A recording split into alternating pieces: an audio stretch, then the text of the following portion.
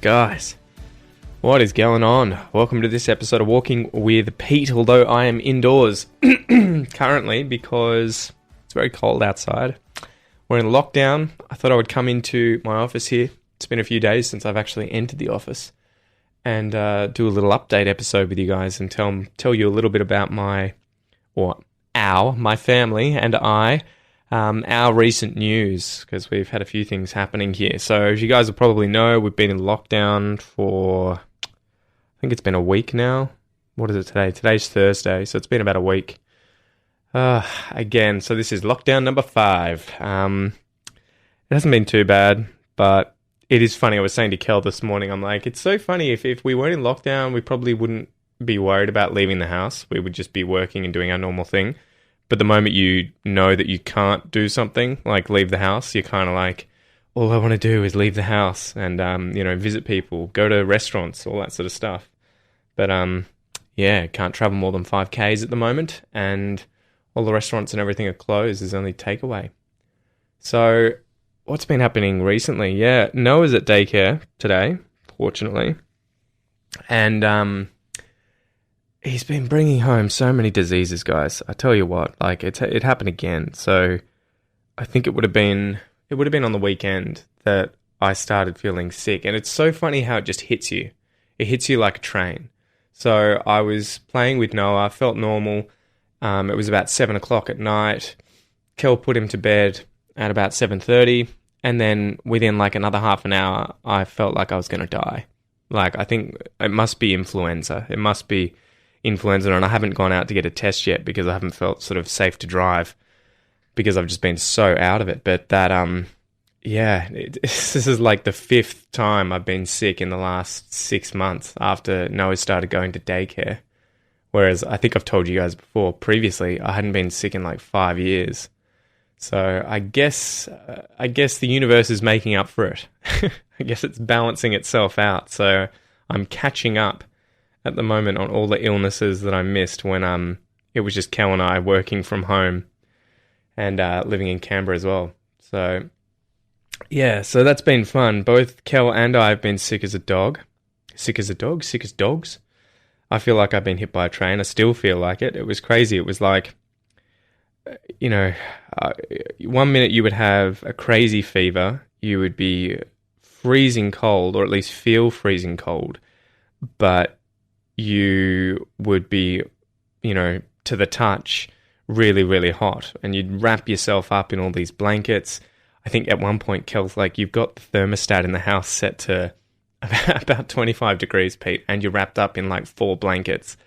And I was like, I'm freezing my ass off. I'm shivering. Like, I don't understand. It's crazy. So, and then within like probably 30 minutes, you feel boiling hot, and so you have to get everything off you and have like a cold shower, and then you go to bed, and I was having hot sweats. So it was just rotating through these things. It was just so crazy. The first night when I got sick, I didn't sleep. So it was like the night where I had gastro and Kel was giving birth to Joanna, where I was just lying in bed the whole time feeling like crap, looking at the roof, just being like, good God, with the sunrise, can this just be over already? So, yeah, it's just been brutal, absolutely brutal. Coughing like crazy, really sore throat. Same with Kel. And the craziest thing, the most annoying thing, guys, and I'm sure that all of you who are listening who are parents will know this, your kids get sick for like a day, if that. Noah, when I picked him up from daycare last week, they said he had a temperature, so we had to come and pick him up. He had a temperature for an hour, and then after that he was fine. And so we were like, what the hell? Like, how does he just get a temperature for an hour of 38 or something, pretty high? And then he seems normal, and he's like, yeah, all good now. And then Kel and I probably get the virus from him, and we're sick for 5 days, barely able to get out of bed. Go figure. But yeah, it seems like these kids' immune systems are just on steroids. Absolutely nuts. I mean, and Joanna, she's been, sleeping with Kel recently because she's so difficult at the moment. I tell you what, sorry for turning this episode into a bitch fest an episode where I'm just complaining, but this is sort of, I guess I need to get this off my chest, right? I need to sort of vent, and yeah, it's kind of cathartic doing it with you guys so you can hear my problems. So Joanna's been really difficult with getting to sleep on her own. So we try and put her in her cot and, do everything right. Sometimes she sleeps, and then for whatever reason, other times she just 100% refuses to. We'll give her dummies because, that would be the only thing that would calm her. And if it falls out of her mouth, even while she's asleep, she'll wake up and just lose it. Absolutely lose it. And so sometimes the only thing that's left to do is to pick her up and let her sleep in your arms. So she'd been doing that with Kel recently. So I guess the point that I'm trying to make is she's been in like close contact with Kel whilst Kel's been really, really sick, and hasn't even caught it. Doesn't seem to have had the virus at all. She seems to be fine. She's just normal, just smiling all the time when she's not crying and not sleeping. So that's the current situation at the moment with the kids. It's definitely been brutal. Noah's now 2 years old, and what are we at? A month and a bit. And he is going through the terrible twos, the period where everything is just a massive mission to accomplish, right? Everything is really difficult to get done. He just complains. He has a tantrum about everything, and you're just like, God, mate, can we just eat the food for dinner without, one night... without you losing it, throwing the food on the ground, crying, asking to get down, wanting to watch Curious George.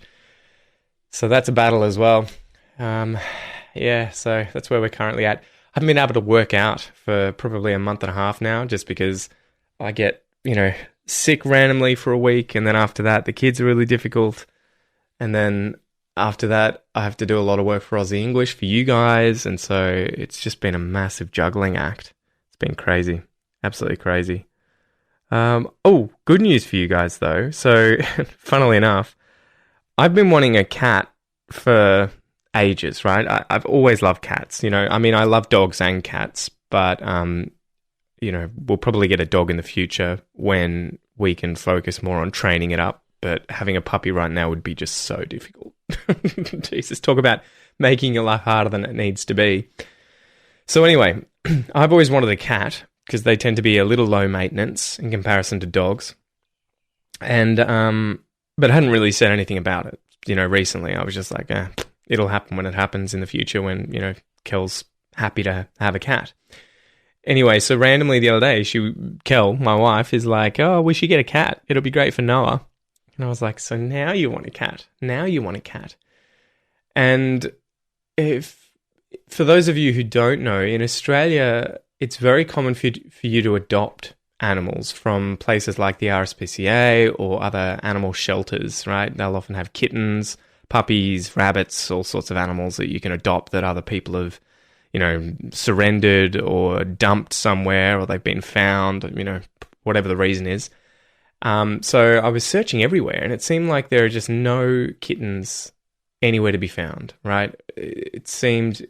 I wonder if loads of people, because of COVID, because of lockdowns this year, have just snapped up. They've adopted all of the different kittens and puppies that were available everywhere, because I could literally find none at any of the 4 or 5 different adoption places around Geelong. It was just, which seems unheard of. Seems very unique, very strange. So I was thinking, I used to have a Burmese cat when I was younger, right? His name was Merlin, and he was a great cat because Burmese cats are kind of like dogs. They've been bred to kind of have a dog personality.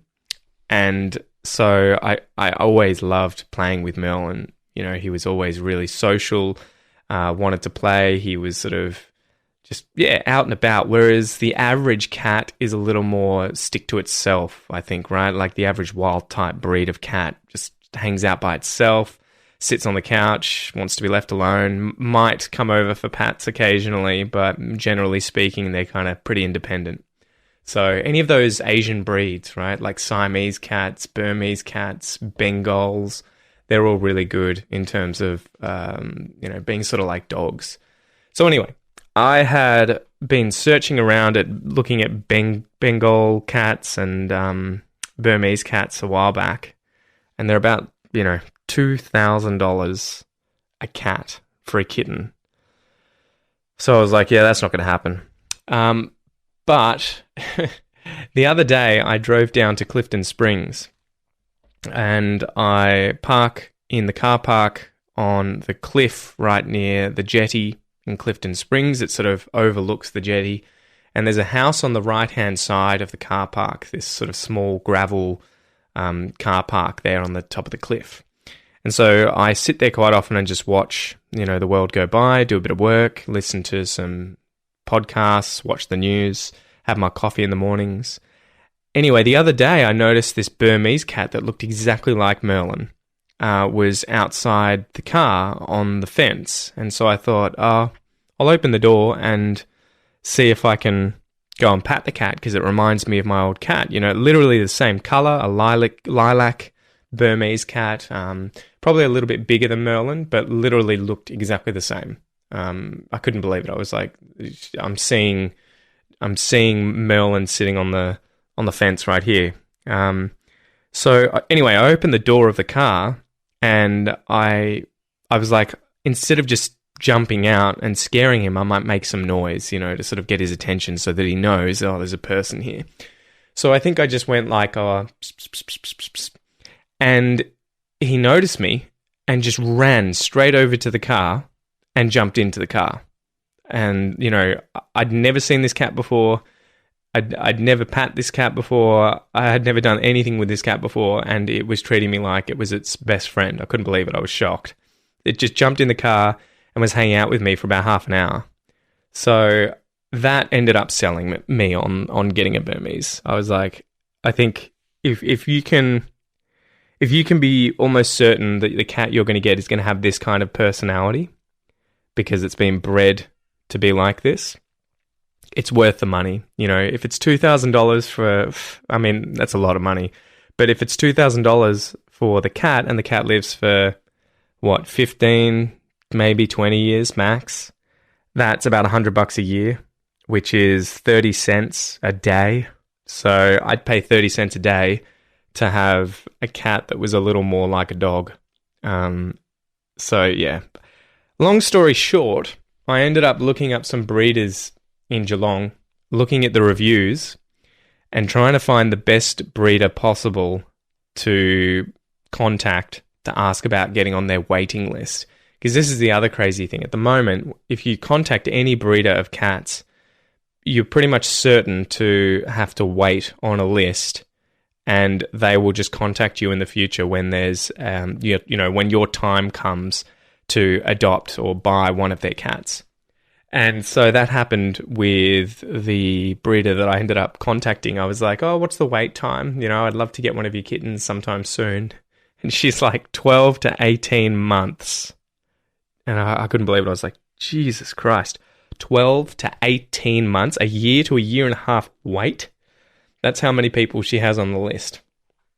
Insane. So anyway, initially I was a bit like, do you know of anyone else that's going to have a shorter waiting list? And she's like, nope. So I had to look around and ended up just deciding, you know what, I'll just give her the deposit. I'll pay the deposit. I think it was like $250. And I'll just get on the waiting list. And in a year and a half, hopefully we get an email. And it's like, your cat has been born. Here you go. You can have, do you want this one? So that's happened. We are currently on the waiting list for a girl Burmese cat, and we decided to try and get a girl because although Merlin was an amazing cat, he used to spray everywhere, and that means, he would urinate. He would mark his territory in the house, and so you would be constantly smelling cat piss and having to clean up after him, and it was weird. Not all male cats do that, but Merlin did, and so I was sort of like, I think we'll go a girl this time because I don't think I've never encountered a female cat that does that. So, yeah, that's where things currently are. That's sort of the news, I guess, guys. So, anyway, I hope that finishes the podcast up on a sort of positive note. Sorry for whinging. Sorry for having a whinge at the start there about my life with with Noah and Joanna. I mean, it's so crazy. You love your kids to bits, but I tell you what, they just stretch you to the limits. They really do, and it's just so tiring. It's just brutal. It's just brutal. Anyway, guys, thank you for joining me. I'll try and do these episodes more frequently in the future. I'll try and keep giving you sort of updates on this sort of stuff. I want to do a podcast with Kel at some point and sort of talk about Noah and his acquisition of both English and Portuguese, because he's using both now every day. So it's been really interesting watching him acquire both languages, mix them together, use them in different ways with different people. So I definitely want to do an episode on that, so stay tuned. Anyway, thank you for joining me, and I'll see you next time. Peace.